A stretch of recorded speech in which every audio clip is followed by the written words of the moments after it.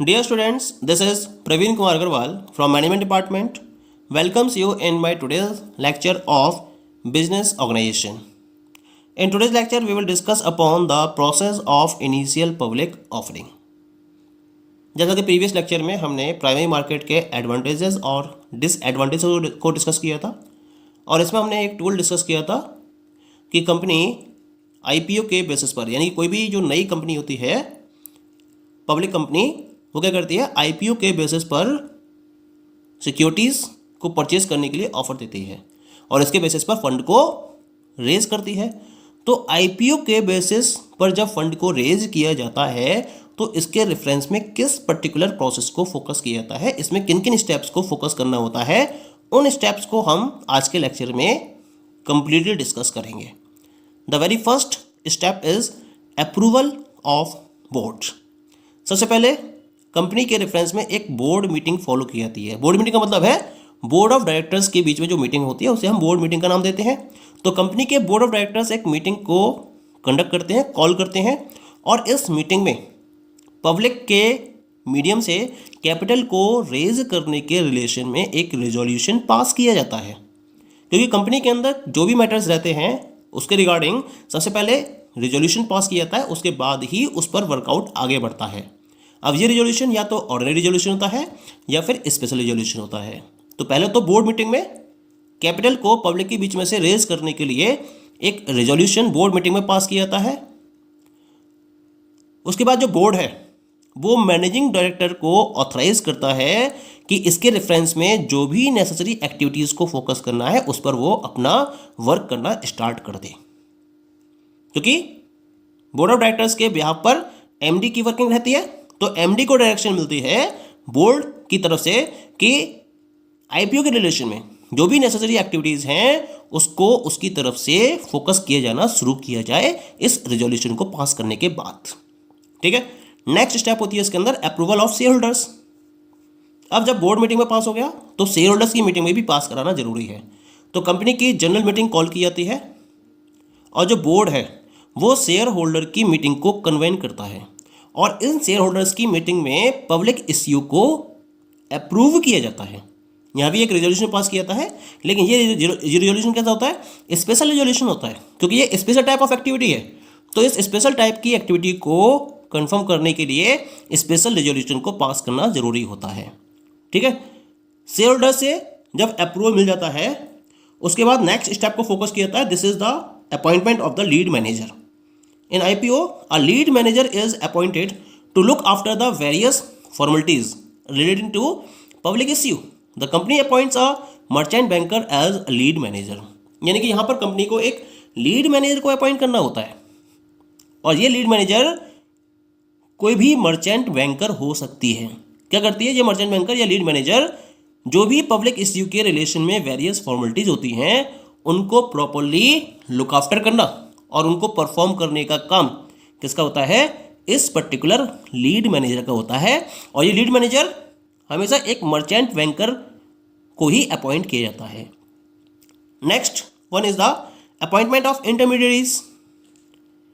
IPO में क्या होता है, जो लीड मैनेजर है वो कंपनी को एडवाइस देता है कि उसे डिफरेंट टाइप के इंटरमीडिएरीज को अपॉइंट करना होगा जिससे कि वो अपने आईपीओ को सक्सेसफुल वे में फॉरवर्ड करते हुए उसके बेसिस पर फंड रेज कर सके जितना फंड वो रेज करना चाहता है। ठीक है, ये इंटरमीडिएट कौन कौन से होते हैं, जैसे रजिस्ट्रार को अपॉइंट करना है, बैंकर्स को अपॉइंट करना है, ब्रोकर्स को, अंडरराइटर्स को। तो इन पर्टिकुलर इंटरमीडिएट्स को अपॉइंट किया जाता है on the advice of the lead manager. Next step is expenditure budget. IPO में क्या होता है, गवर्नमेंट के द्वारा जो भी गाइडलाइंस इश्यू की गई हैं उनको ध्यान में रखते हुए जो कंपनी का लीड मैनेजर है वो कंपनी के रेफरेंस में, इस आईपीओ के रेफरेंस में एक्सपेंडिचर बजट को प्रिपेयर करता है अंडर दिस पर्टिकुलर स्टेप।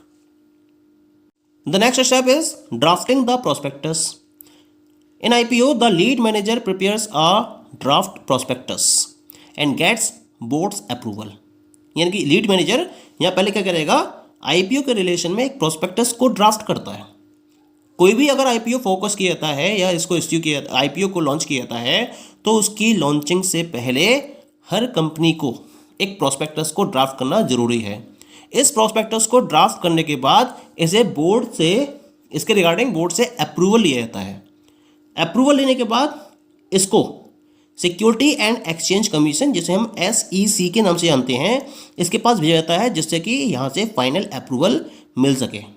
अब SEC क्या करता है, इसको फाइनल अप्रूवल देने से पहले SEC इस ड्राफ्ट प्रोस्पेक्टस को वेबसाइट पर प्लेस कर देता है जिससे कि पब्लिक कमेंट्स मिल सकें और उसके बेसिस पर वो फाइनल डिसीजन को फॉरवर्ड कर सके। प्रोस्पेक्टस का मतलब क्या होता है, यहाँ कंपनी अपनी डिटेल्ड इंफॉर्मेशन प्रोवाइड करती है अपने बारे में और जो वो इश्यू लेकर आई है उस इश्यू के बारे में, कंपनी के ऑब्जेक्टिव के बारे में, इस तरह से हर डिटेल उस प्रोस्पेक्टस में लिखी होती है जिसके बेसिस पर या जिसको स्टडी करने के बाद इन्वेस्टर्स अपना फंड कंपनी में इन्वेस्ट करते हैं।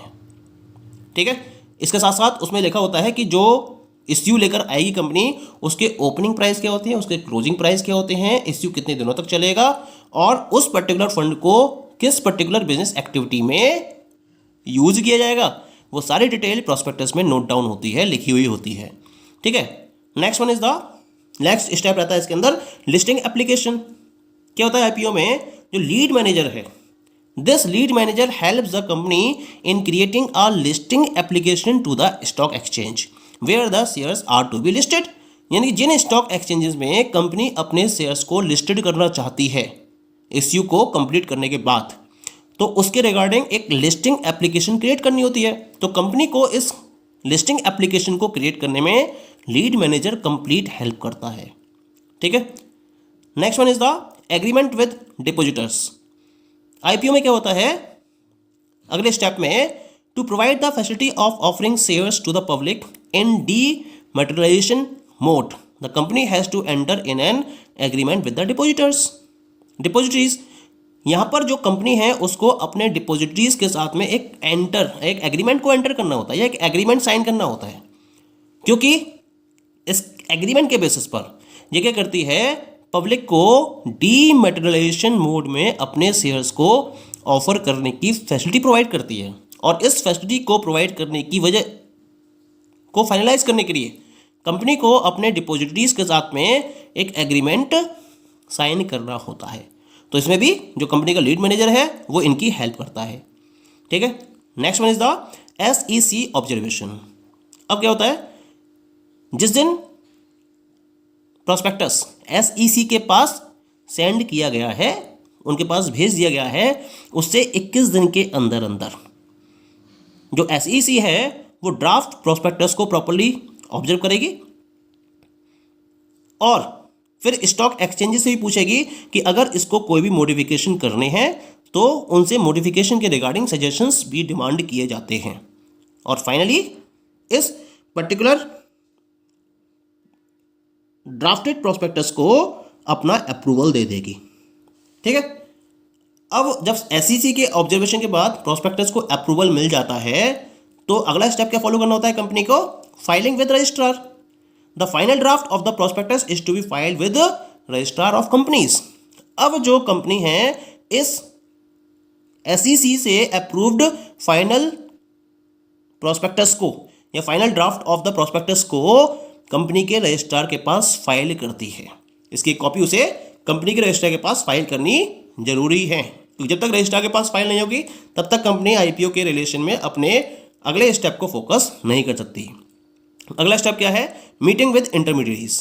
अब क्या होगा, जब प्रोस्पेक्टस फाइनलाइज हो जाता है कंपनी का और रजिस्ट्रार के पास इसकी फाइलिंग हो जाती है, तब कंपनी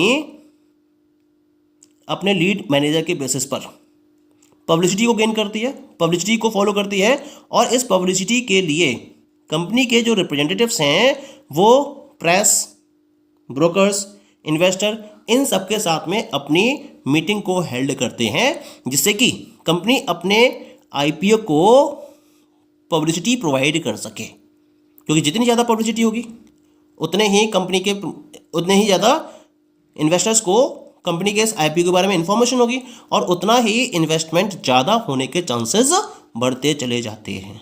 इसी वजह से इंटरमीडिएट के साथ में इस मीटिंग को फाइनलाइज किया जाता है। The next step is the advertisement, यानी जब एक बार इंटरमीडिएट के साथ में मीटिंग फाइनलाइज हो जाती है, उसके बाद इश्यू को ओपन करने से 10 दिन पहले कंपनी अपने एडवर्टाइजमेंट को रिलीज करेगी। तो एडवर्टाइजमेंट तो करना ही करना पड़ेगा, क्योंकि बिना एडवर्टाइजमेंट के पब्लिक को पता कैसे चलेगा कि कंपनी ने अपना आईपीओ लॉन्च किया है फंड को रेज करने के लिए। तो कंपनी के आईपीओ के रिलेशन में इन्वेस्टर्स तक इंफॉर्मेशन को अवेलेबल कराने के लिए कंपनी को अपने इश्यू के 10 डेज बिफोर आईपीओ के रिलेशन में एडवर्टाइजमेंट को रिलीज करना होता है। ठीक है, एडवर्टाइजमेंट रिलीज हो गया। Next step is printing of application forms. अब क्या करेगा जो लीड मैनेजर है वो एप्लीकेशन फॉर्म्स को प्रिंट करेगा, यानी डिफरेंट टाइप के एप्लीकेशन फॉर्म्स प्रिंट किए जाएंगे और इन्हें डिफरेंट ब्रोकर्स अंडरराइटर्स को डिस्पैच कर दिया जाएगा, जिससे कि ये जो ब्रोकर्स हैं या अंडरराइटर्स हैं ये इन्वेस्टर्स को ये पर्टिकुलर एप्लीकेशन फॉर्म्स अवेलेबल करा सकें, क्योंकि इन एप्लीकेशन फॉर्म के बेसिस पर ही जो इन्वेस्टर्स होते हैं वो कंपनी के अंदर शेयर्स के लिए एप्लीकेशन फाइल करते हैं। जितना इनको शेयर्स रिक्वायर्ड होता है या जितने शेयर में वो पैसा इन्वेस्ट करना चाहते हैं, इसको ये एप्लीकेशन फॉर्म के बेसिस पर फाइनलाइज करते हैं। इसी वजह से जो लीड मैनेजर है वो एप्लीकेशन फॉर्म के प्रिंट आउट निकलवाने के बाद इन्हें कंपनी के ब्रोकर्स और अंडरराइटर्स को डिस्पैच कर देता है। ठीक है, डिस्पैच कर दिए। अब सब्सक्राइब जो इन्वेस्टर्स हैं इन्होंने अपना फंड इन्वेस्ट करना स्टार्ट कर दिया, एप्लीकेशन फॉर्म्स परचेज करते हैं, इसको फिल करते हैं जो प्रिस्क्राइब फी है। अब होता क्या है, ये एप्लीकेशन फॉर्म रिसीव किए जाते हैं by the company. Now the company के बिहाफ पर जो कंपनी के बैंकर्स हैं वो इन शेयर एप्लीकेशंस को एप्लीकेशन मनी के साथ में रिसीव करते हैं, क्योंकि जितने का आपने शेयर है उसमें से आप कंप्लीट अमाउंट तो डिमांड नहीं करते हो, केवल आप एप्लीकेशन मनी डिमांड करते हो। तो जो शेयर होल्डर्स हैं, मतलब जो शेयर होल्डर्स नहीं कहेंगे अभी हम इन्वेस्टर्स कहेंगे, जो इन्वेस्टर्स हैं वो अपनी शेयर एप्लीकेशन को एप्लीकेशन मनी के साथ में बैंकर्स के पास जमा कर देते हैं, तो बैंकर्स इनको रिसीव कर लेते हैं। इसके बाद जो इश्यू है उसको कम से कम 3 दिन के लिए और ज़्यादा से ज़्यादा 21 दिन के लिए ओपन किया जाता है। तो इतने टाइम के अंदर अंदर क्या होता है, जो इन्वेस्टर्स हैं वो शेयर एप्लीकेशन को एप्लीकेशन मनी के साथ में बैंकर्स को सबमिट कर देते हैं। कंपनी ने इन एप्लीकेशन फॉर्म्स को रिसीव कर लिया और लास्ट स्टेप होता है इसके अंदर, दैट इज अलॉटमेंट। और जब इश्यू क्लोज हो जाता है तो इश्यू के क्लोज होने के बाद जो अलॉटमेंट का बेसिस है उसको फाइनलाइज्ड किया जाता है, यानी किसको कितने कितने शेयर्स दिए जाने चाहिए उसके अकॉर्डिंग हर पर्टिकुलर एप्लीकेशन फॉर्म को कंसीडर करते हुए शेयर्स को अलॉट कर दिया जाता है। और इसके रिगार्डिंग जितनी भी फॉर्मेलिटीज़ कंप्लीट करनी होती हैं, इसको कंप्लीट करने की जो रिस्पॉन्सिबिलिटी होती है वो लीड मैनेजर की होती है। यानी कि जो पोस्ट इश्यू पीरियड से पहले की जितनी भी फॉर्मेलिटीज़ हैं उन सारी फॉर्मेलिटीज़ को लीड मैनेजर कंप्लीट करता है, और जो अलॉटमेंट है उसको 7 डेज के अंदर अंदर कंपनी को फाइनलाइज करना होता है।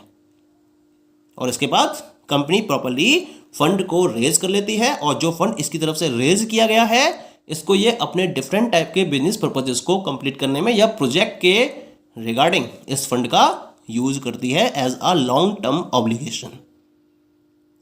Okay, so these all are the different steps in relation to initial public offering. Thank you.